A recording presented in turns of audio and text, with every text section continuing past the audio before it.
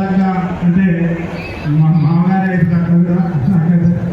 వారికి ఉద్యోగ విరమణ తదనంతరం కూడా మంచి దేవుడు ఆశీర్వదించి ఆరోగ్యంగా కల్పిస్తూ ప్రతి ఒక్కరు కూడా ఇదే విధంగా పవిత్ర ఉపాధ్యాయ వృత్తిలో విద్యార్థులను గొప్పగా చేసి భారతదేశానికి కావాల్సిన ఉత్తమ పౌరులుగా తీర్చిదిద్దిన వారి కృషి అనలేదు.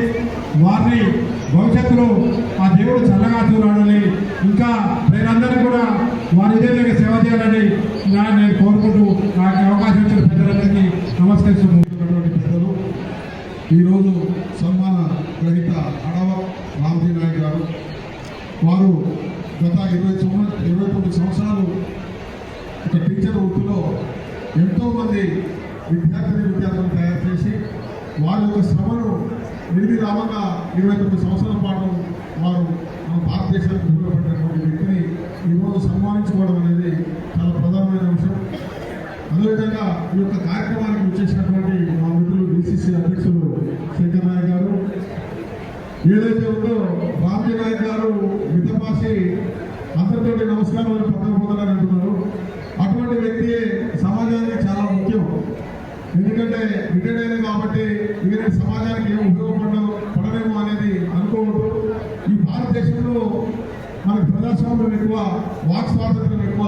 ఏ స్వాతంత్రమైనా ప్రపంచ దేశాలన్నిటికంటే మన భారతదేశంలో అన్ని స్వాతంత్రాలు ఎక్కువ ఉన్నాయి కాబట్టి వారి యొక్క అమూల్యమైన టైంని ఏదో ఒక సామాజిక సేవ ద్వారా వారు ఖచ్చితంగా ముందుకు రావాలని కోరుకుంటూ, అదేవిధంగా వారి దంపతుల అష్టాైశ్వర్యాలు వారి యొక్క ఆయుధ ఆరోగ్యాలు పెంచుకోవాలని, అదేవిధంగా సమాజానికి ఎంతో కొంత కృషి వారు ఖచ్చితంగా చేయాలని విరమణ చేసినటువంటి రామ్జీ గారికి అదేవిధంగా సభను అలంకరించినటువంటి వారు, సభకు ముందర ఉన్నటువంటి అందరికీ వారి తరఫున నమస్కారం.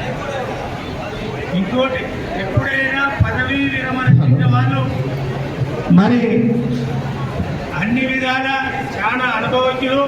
వారు దాదాపు 29 సంవత్సరాలు మరి పదవిలో ఉండి చిన్నపిల్లల కాంచి పెద్దల దానికా ప్రభుత్వాల కాంచి కూడా అన్ని తెలిసినటువంటి రామ్జీ గారు మరి భవిష్యత్తులో మరి ప్రజలకు ఏ రకంగా సేవ చేస్తాడో వారే ఆలోచన చేసి సేవ చేయాలని మరీ కోరుకుంటూ సెలవు తీసుకుంటున్నారు. చేసిన సందర్భంగా ఈరోజు ఇక్కడ కూర్చున్నటువంటి పెద్దలందరికీ నా హృదయపూర్వక నమస్కారాలు తెలుపుకుంటూ వారికి దేవుడు అన్ని విధాలుగా సహకరించాలని ఆరు ఆరోగ్యాలతో వారు దేవుడు సహకరించాలని కోరుకుంటూ చాలా సంతోషం. మరి ఏ ఉద్యోగి అయినా ఏ స్థాయిలో ఉద్యోగంలో చేరిన రోజే వారి విరమణ డేట్ కూడా ఆడ రికార్డ్ అయి ఉంటుంది.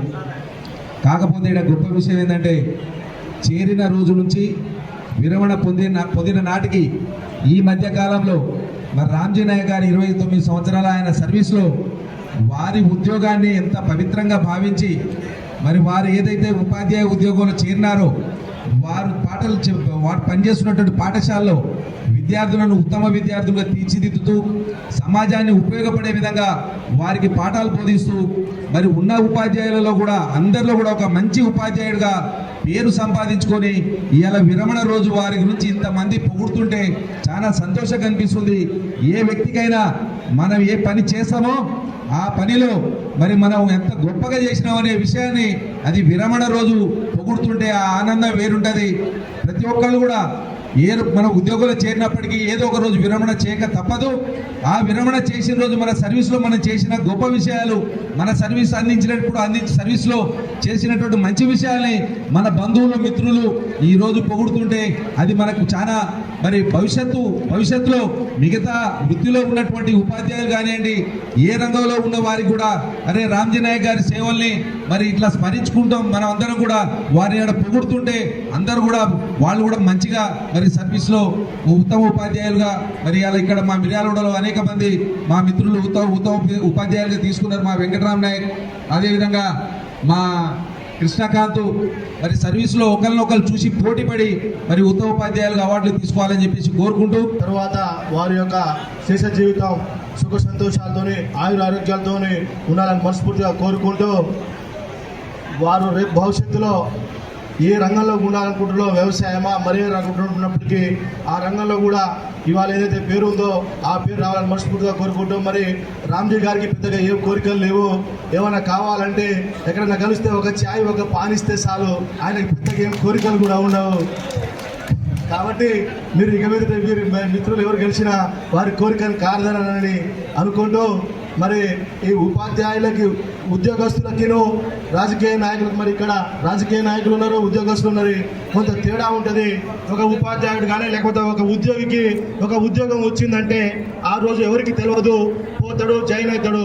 కానీ అదే ఒక రాజకీయ నాయకుడికి ఏదైనా పదవి వచ్చిందంటే మాత్రం దూల అని దండలేసి ఊరేగింపులు ఉంటాయి, ర్యాలీలు ఉంటాయి. అదే ఒక ఉద్యోగికి విరమణ చెందిన రోజు మాత్రం శాలువాలు వేస్తారు, దండలు వేస్తారు, ఆయన గురించి మాట్లాడతారు. అదే ఒక రాజకీయ నాయకుడు పదవి ఊడిందంటే వాని ఎంకలు ఎవడు కలిపాడు, వాని ఇంటికి ఒక్కడు ఉన్నాడు. 10 రోజుల్లో హోలీ వస్తున్నది. హోలీ వస్తుంది. మరి దయచేసి ఈసారి మనందరం ఒక నిర్ణయం తీసుకోవాలి. మన యొక్క वार भाई अपने भाई वो अपने याड़ी वो अपने काकी वो रहते अपने बेटी ముందర దయచేసి బజార్ తిరిగి హోలీ మామూలైనటువంటి విధానాన్ని మనం స్వస్తి పలకాలి. చాలా సౌమ్యుడు మంచివాడని చెప్పేసి మొన్న రిటైర్మెంట్ ప్రోగ్రామ్ అయిపోయింది. స్కూల్లో పోయి ఒక శాల వేసుకొని వచ్చిండు. నేను మా లలిత ఇద్దరం ఆలోచన చేసి ఇంత సింపుల్గా పోయి శాల వేసుకొని వచ్చిండు. ఇది బాగలేదు పద్ధతి, మనం ఇంత ఈ స్థాయిలో ఉండి రిటైర్మెంట్ ప్రోగ్రామ్ ఫంక్షన్ చేద్దాం అనుకొని ఇవాళ ఈ ఫంక్షన్ చేసినాం. దీనికి మీరు అందరూ వచ్చినందుకు మీ అందరికీ నమస్కారాలు. ఏదేమైనా చాలా సంతోషకరం. ఎందుకంటే ఉద్యోగం చేరిన నాడే ఉంటుంది రిటైర్మెంట్ ప్రోగ్రాం. ఉద్యోగం చేరిక రిటైర్మెంటు, పుట్టినోడు గీతగా మారాడు, ఈ రెండు ఉంటాయి జీవితంలో. పెళ్లి కూడా చేసుకుంటారు, కొంతమంది చేసుకోరు, కానీ మానవ సహజం ఇది. కాబట్టి ఉన్న నాళ్ళు మనం ఎట్లా బతికినామా, ధర్మంగా బతికినామా, మంచిగా బతికినామా అని ప్రజలు అనుకుంటారు. కాబట్టి మా రామ్జీ మామ గురించి కూడా అందరికి ఇలా అనుకుంటుంది. ఇలా ఏమి ఎవరిని అడగాడు, చేసి వచ్చి నిలబడతాడు, మంచిదని చెప్పి వెళ్ళిపోతాడు. అంతేగా రోజు పొద్దున ఇంటికి వస్తాడు, 2 మాటలు మేము అందరం మాట్లాడుతూ ఉంటే చాలా బిజీగా ఉంటాం. ఒక్క మాట కూడా మాట్లాడాడు. తర్వాత పోయి ఫోన్ చేస్తాడు, శంకర్ అంటాడు, ఏంది మా ఎందుకు వచ్చినావు అంటే ఏం లేదని మళ్ళీ ఫోన్ పెట్టిస్తాడు. ఇదే ఆయన పరిస్థితి. కాబట్టి ఆయన చాలా మంచి మనిషి అని ఇలా మేము ఆదరిస్తున్నాం. అందరూ మీరందరూ కూడా ఇలా ఇంతమంది వచ్చిరు. ఇలా అతని ఉద్యోగ రీతిలో కూడా చాలా క్రమశిక్షణగా రోజు పడిపోయేటోడు. ఒకరోజు కూడా తప్పు చేయడు, ₹1 కూడా ఫ్రాడ్ చేయడు. కాబట్టి అతనికి ఒక నిజాయితీ మిగిలింది ఇలా, అందుకని ఇంతమంది ఇలా వచ్చిరు. ఇలా తర్వాత మా అమ్మ కూడా అతనికి చెప్పేది, చాలాసార్లు రామ్జీ చాలా కష్టపడతాడు, కాబట్టి మా అమ్మాయిని ఇద్దామని చెప్పి అతనికి ఇవ్వడం జరిగింది. కాబట్టి ఆ కృతజ్ఞత, ఆ భావం మాకు ఉంది. మా మామ కూడా ఎల్లకాలం మంచిగా ఉండాలని చెప్పి మేము కోరుకుంటున్నాం. ఆ తర్వాత ఆయన కూడా కష్టపడి జీవితంలో పైకి వచ్చిండు. అతను కూడా 10 ఎకరాలు భూస్వామి, ఆసామి కూడా 10 ఎకరాల ఆసామి కూడా. ఇలా మా స్కైలాబ్ కింద చెప్పినట్టు హోలీలో చాలా మంచి, హోలీ కోసం చాలా మంచి సబ్జెక్ట్ తెచ్చినాడు. ఈ స్థాయిలో మనం అందరం ఉండి ఒకరి ఇంటికి పోయి చేసాచే బదులు ఎవరికి వాడు ఆ తండాలో చేసుకుంటే మంచిది. యూనిటీ ఉండాలి. టీజీఎస్ చేసిందా, PIR2 చేసిందా, లేకపోతే ఇంకా యూటీఎఫ్ చేసిందా తర్వాత పెట్టండి. ప్రోగ్రాం మనది, మనందరం హాజరు కావాల్సిన అవసరం ఉంది. అదేవిధంగా ఇద్దరు కూడా నాకు సంబంధించిన వాళ్ళంటే మా మేనమావైనా, తర్వాత మీ దాంట్లో ఎవరికైనా కష్టం వచ్చిందా కానీ ఆదుకునే వ్యక్తిని నేను. మా మేనమావైనా కాదు, మీ దాంట్లో ఎవరికి వచ్చినా ఆదుకునే వ్యక్తులు మేము. అరే కష్టపడి పనిచేసేవాడు, ఒక క్యారెక్టర్గా బతికినోడు, కాబట్టి అతనికి ప్రశంస ఇవ్వాలి, అతనికి సత్కారం చేయాలని చెప్పి ఉద్దేశంతో వాళ్ళు చేసినాం తప్ప వేరే ఉద్దేశం ఏం లేదు ఇందులో. కాబట్టి దయచేసి మా మామగారిని భగవంతుడు ఆయురారోగ్యాలు కల్పించాలని, అదేవిధంగా మా అమ్మ మా నాయన ఇద్దరు బతికలేరు కానీ ఆయనకు చాలా అభిమానించేవాడు, ఆయన ప్రేమించేవాడు. మా రామ్జీ అని రోజు మా నాయన రోజు 10 సార్లు కలవరించేవాడు. కాబట్టి ఈరోజు అదే విధిగా నా భార్య కానీ నేను కానీ ఆయన అతన్ని అదేవిధంగా చూసుకుంటున్నాం. మా పిల్లలు కూడా, నా కొడుకులు కూడా అతనే రామ్జీ తాత అని కానీ ఆయన మా బాబాయ్ అని కానీ చాలా మంచిగా చూసుకుంటున్నాం. అదేవిధంగా భగవంతుడు అతన్ని ఆయురారోగ్యాలు కల్పించి కోరుకుంచాలని చెప్పి కోరుకుంటూ